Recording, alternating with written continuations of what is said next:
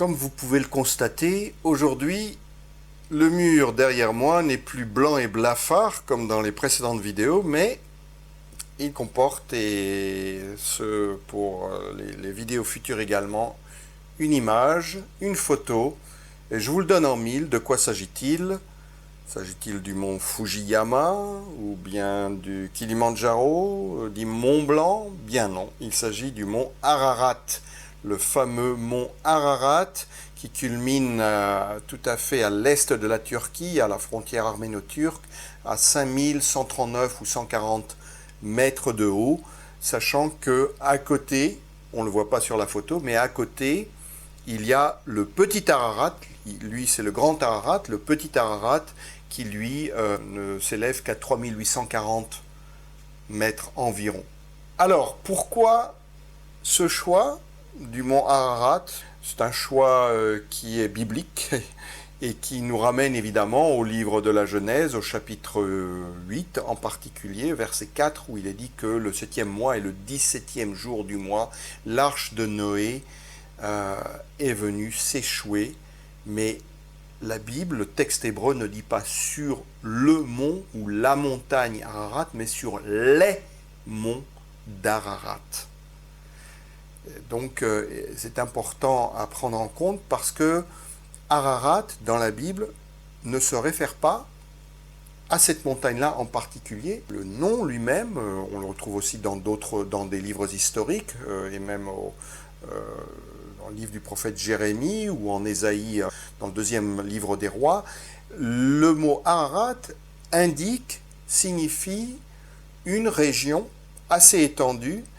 qui, donc, entre le Tigre et l'Euphrate, mais plus au nord, se situe entre trois grands lacs, le lac de Van, en Turquie de l'Est, en Anatolie orientale, le lac Sevan, en Arménie, et plus au sud, le lac Urmia,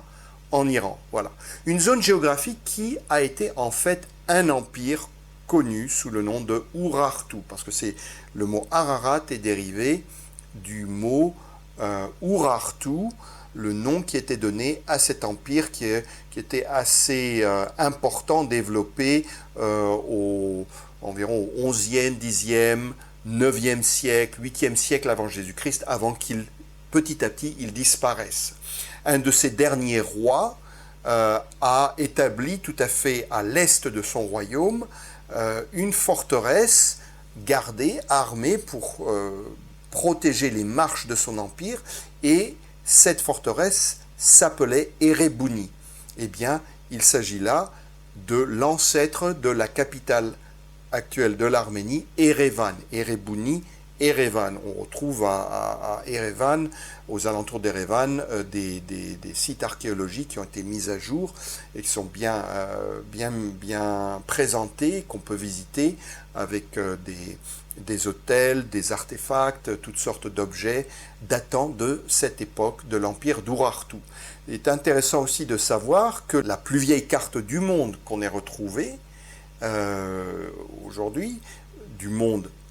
tel qu'on l'envisageait dans cette région-là de la Terre à l'époque,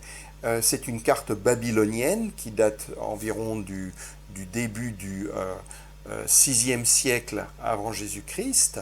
à la fin du 7e siècle, début du 6e siècle avant Jésus-Christ, à l'époque du roi babylonien, de l'empereur babylonien Nebuchadnezzar, celui-là même qui a conquis le royaume de Juda, qui a démoli Jérusalem, ses murs, et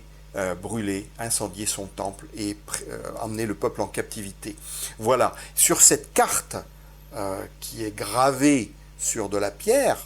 comme on le faisait à l'époque, eh bien, symboliquement, au centre, on trouve Babylone, et en remontant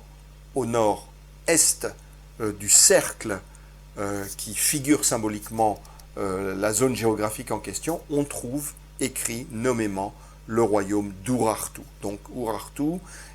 et Babylone étaient voisins l'un de l'autre. Voilà, la Bible parle du royaume d'Urartu et pas nécessairement du mont Ararat lorsque le mot Ararat est employé. Ce qui veut dire que l'arche de Noé, quand la Bible nous dit qu'elle s'est échouée sur les monts d'Ararat, ça peut être sur n'importe quelle montagne très élevée, je vous l'accorde, de cette région. Il est évident que le mont Ararat derrière moi est un bon candidat, mais il n'est pas nécessairement le seul candidat pour ce faire, puisque en Arménie même, vous avez des montagnes qui dépassent les 4000 mètres, comme le mont Aragats, et qui pourraient être également des candidats valables ou plausibles pour cet événement, pour le fait que cette arche se soit échouée. Que dire d'autre sur le mont Ararat et le déluge surtout, c'est que il nous est présenté dans la Bible non pas comme un événement mythologique, non pas comme une fable, comme un poème, comme une parabole, comme une recommandation ou un commandement quelconque, mais comme un fait historique qui a une origine divine. Il ne s'agit pas d'une catastrophe naturelle comme ça, sous la pression d'éléments incontrôlés, mais il s'agit d'un jugement divin sur une humanité corrompue. On lit au début du chapitre 6 du livre de la Genèse, à partir du verset 5, « L'Éternel vit que la méchanceté de l'homme était grande sur la terre, et que chaque jour son cœur ne concevait que des pensées mauvaises. L'Éternel regretta d'avoir fait l'homme sur la terre, et son cœur fut affligé. L'Éternel dit, « J'effacerai de la surface du sol l'homme que j'ai créé, depuis l'homme jusqu'au bétail, aux reptiles et aux oiseaux du ciel, car je regrette de les avoir faits. » Mais le verset 8 qui conclut ce chapitre ajoute « Mais Noé obtint la faveur de l'Éternel. » Et à partir de ce Noé, un homme présenté comme juste, un homme de foi, un homme qui descend de la lignée des croyants depuis Seth, en passant par Enoch et par son propre père Lémec, eh bien cet homme-là,